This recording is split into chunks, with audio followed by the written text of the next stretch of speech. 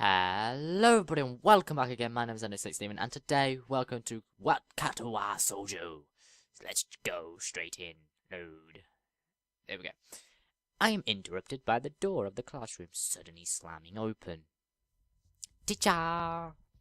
Misha crashes in, right side him, hand-sighted in a fugitive greeting.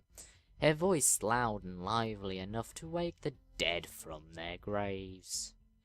She starts toward the teacher's desk with a bouncing step, hand gestures swinging with the rhythm. Mishto visually demands at the interruption at Misha's in general, slumps in his chair. Mikino? Mishta stops in her tracks and looks around cluelessly, as if she's sensing from his tone that something's wrong, but has no idea what. Yes. We have talked about your volume control before. Yes. But she doesn't lower her voice at all, and the teacher just rubs his eyes. So, what is it? We need help. We're running out of supplies for the festival stands. This is a distress. She waves a pink slip of paper she's holding around. So, go get more supplies from the art room. What's the problem with that? Plywood. Plywood is always the problem. Last time we wanted more, there was only a little. But that time we just took it all and went with that. Now there's like none left there. So do you know where there is some? I don't understand. How would I know? The president thought that a teacher would know if there is plywood. Was she wrong? Micho looks like he is in great pain, frowning with his entire essence, and Misha doesn't get it at all. Looking at the two of them communicate is terrible, like looking at a man being tortured by drilling his skull open while blasting pop music at full volume at the same time. I'm afraid I have no idea if there's any plywood in the school, let alone where it would be if there is any. Oh, what should I do? Perhaps try Mr. Namiya. I'm quite sure he would know where to find anything you need. You have to pry them from his cold, dead hands, but that doesn't matter. I don't have the time, we're so busy. She holds her head with both of her hands, looking like despairing as it's possible for a person like her. Without even noticing, she crumbles the note, holding against her hair. I shouldn't be fetching these things. There is so much to do and we're falling behind the schedule. Mishu looks at her gravely and then suddenly smiles. Smiling doesn't really fit his face. I think it'd be better off if he didn't. I wondered if you could get some temporary help. He switches to facing me, found with a hard expression, as if trying to say, go make some friends. Geez, thanks. I guess I could give you a hand. You can? Thanks, Chan. You're really nice. She pauses, does a double take, and then points at me with her finger, yelping, ha!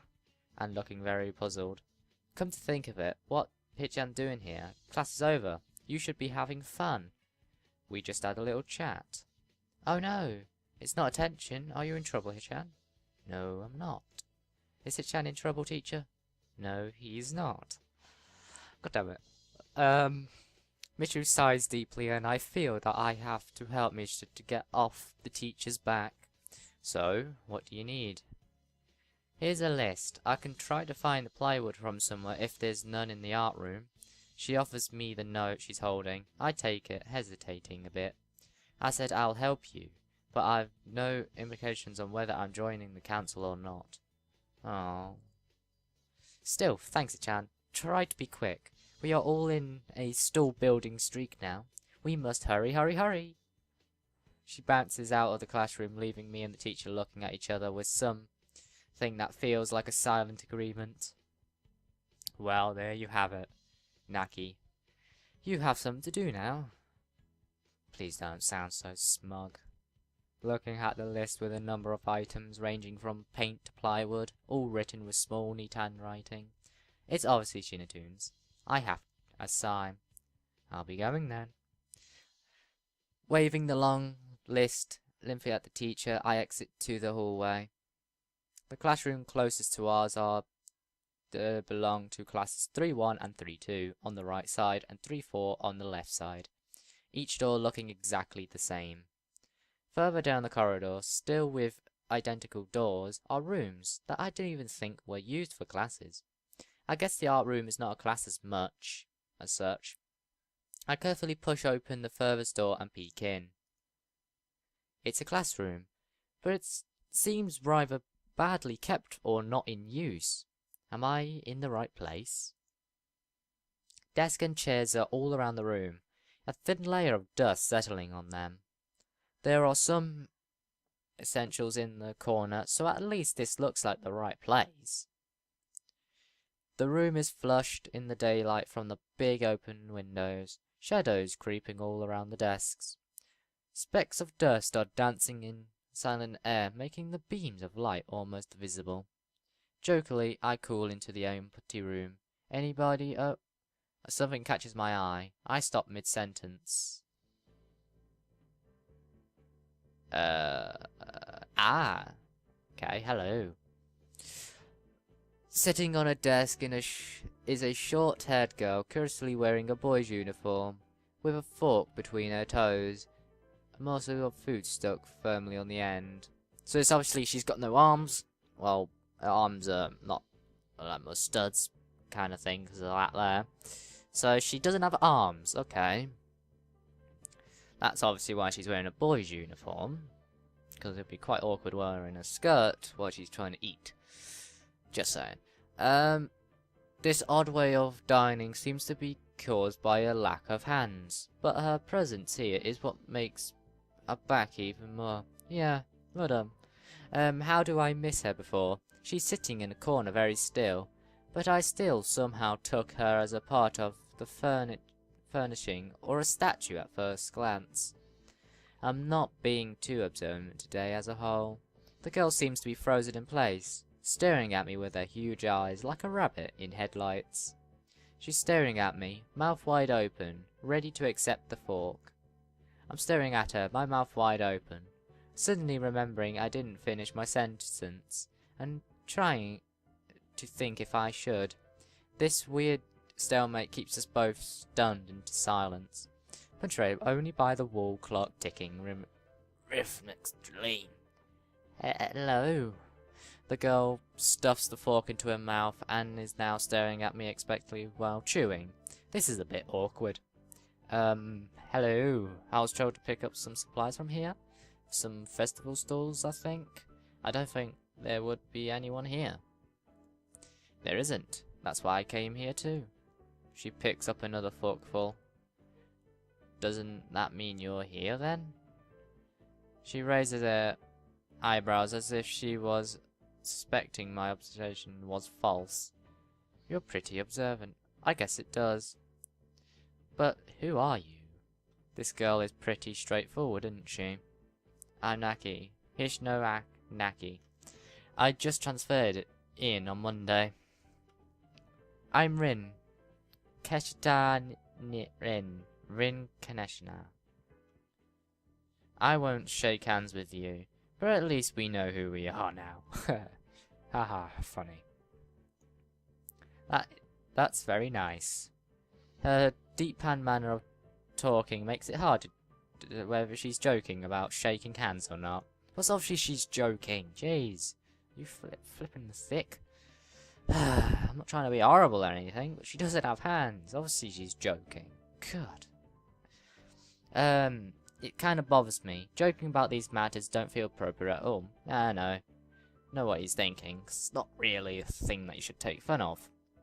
While I'm trying to figure out what's appropriate and whether this girl is, she seems to have lost interest in me and is now glaring back at her food. Can I continue eat my lunch if you don't mind?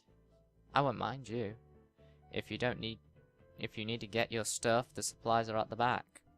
go right ahead. But lunch? School's already over for the day. That word should you use then? Would you use then? There is no word for meal.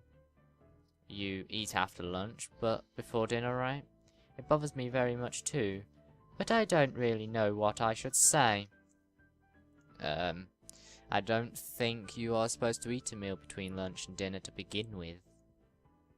But I'm hungry now, and my delicious box lunch would go to waste otherwise. I have curry, it's very delicious. With much Rin once again picks up the fork between her toes, and with at least one much impoliteness, she points it straight at me. So, Nikki, what brings you to this place? Like I said, I was told to look for these things. No, the school. From outside, you look fine. Is your problem inside? I come to a full stop, opening my mouth but not getting a word out. I guess. I am good at guessing. Better than most people. Ron cuts me off before I can answer her question, or skirt around it somehow. I don't know which I would have done. I froze in front of this issue again. I haven't even told anyone here about my condition.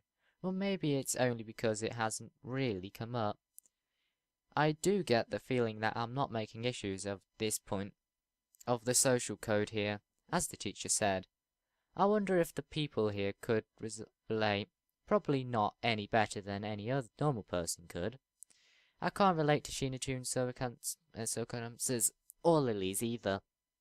Naturally, while I go through this in my head, Rin keeps considering what my condition could be, with an over-tightly confronted look on her face. She puts her fork between her lips and leans back, looking at the ceiling as if the answer was written up there. A beam of light looms her face from the window side, creating a mask of dark shadow on the other side.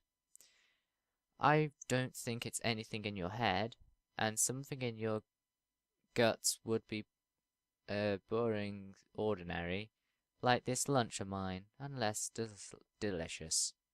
The problem must be in your pants. Oh, God. This messed up Sherlock Holmes kind of statement and the lack of tact it was delivered with catches me completely off guard. I think I might have relied back on physically as Rin's eyes widened in realization and astonishment. So I was right. There's something wrong with your tickle. Isn't there? Oh, God. Still partly in shock, but recognizing the need to reply something, I spit out the first thing that I could think of. No, nothing like that. I have a heart problem. Arrhythmia. I said it. More like I blurted it out, but I said it. The girl in front of me chews her lips together and glows at me, looking very disappointed. How boring. Trouble in the pants would have been much more. Wow. What's with this reaction? I'm sorry to let you down. I forgive you. I just collect people. And a person with, you know, that kind of problem would have been really great. Collect people. People with different problems. So you just, like, go around asking people what's wrong with them? Pretty much. I see. With little left to say, resumes her lunch and the conversation dies away. But I keep thinking about what was said. At the first time I told anyone about my condition, all the other people have either known about it already, or heard about it from someone else, or didn't need to know about it, like every other student here so far. Should I told it to as a natural part of introductions? Is it expected of me? Hi, I'm Ishno. I have a very serious heart condition. Is that how I'm supposed to go around introducing myself from now on? As if our disabilities would define us? What a discouraging thought. Or maybe this Keshida girl just has an unnatural interest in such things. As I walk back of the room to pick up the items on Mishita's list, a chant opens to study Rin from the corner of my eye. Her hair is burnt albon, almost orange, and cropped short. Long hair would probably be impossible with no arms. The boy's uniform and the lack of arms make her look very thin, almost scrawny. As she's not pretty except for her murky green eyes which flicker from below her short bangs, even when she eats. The distance and the shadows make it seem like they don't reflect in the sunlight at all, but interest absorb all of it within them like deep wells. She moves her feet almost as a normal person would use their arms. However, I can see this sight could discomfort people, especially while eating. It makes me feel a bit uncomfortable at least. I hesitate to think about the word unnatural, but it's a bit late now, isn't it? I keep searching for the cabinets and shelves for Misha things, but after enough time passes, the silence grows too uncomfortable, so I try to force some conversation out of this strange girl. So there you guys go. I'm going to end today's episode right there. Hope you've all enjoyed today's episode and stuff. Do all the normal YouTubey stuff, you know, leave a like, comment, and subscribe, you know, all the normal stuff. And yeah, if you guys do like this series, then remember to show your support with it. And yeah, hope you've all enjoyed today's episode. Remember to watch all the previous episodes if you haven't already, because, you know, because so far we've just been learning about these girls. And I think, if I remember correctly, this is the final girl, I think. I think she's the final one we learn about, and now it's going to be about learning about people. We go and save. Yes. I think, let's just quickly go on the main menu. Extras. Is it gallery? No, it's not. Library? Yeah, there you go. Yeah, there you go. Rin. She is the final one, because it's about... Because, you know, we've already met the others. Rin was the only one we haven't met yet. So, yeah. I think is now when the... You know, the proper story of between the main character and these girls now kicks off in a bit.